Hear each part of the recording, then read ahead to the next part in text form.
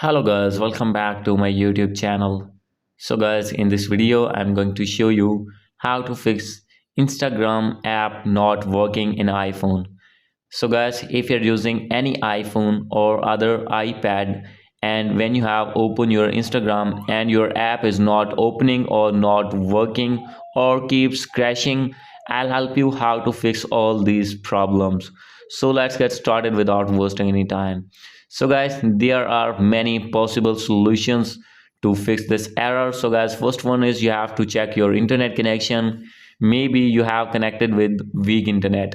So guys, if you are connected with Wi-Fi, you have to forget this network and reconnect it again or change your another network. And if you're using mobile data, you have to make sure that you have selected 4G or 5G network on your device. And after doing this, you have to go back. And guys, the second most reason is VPN. So guys, if you have connected any VPN on your iPhone, you need to disconnect that VPN. And guys, after doing this, you have to go back.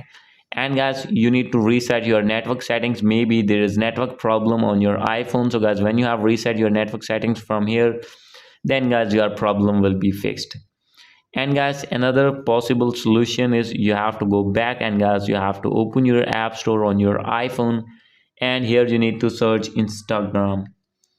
So guys, when you have searched this, you have to open your Instagram app here. And guys, now you can see my app is not updated. So guys, because of oldest version of Instagram, you will see many bugs and many errors on your app. So guys, simply you have to update your app and guys, click on update, and after doing update, your problem will be fixed and you will be able to open your Instagram smoothly without any interruption. And guys, after doing this, if still not fix your problem, the another possible way is you have to open your settings from here, scroll it down, click on general, click on iPhone storage, and guys, after this you have to wait and scroll it below.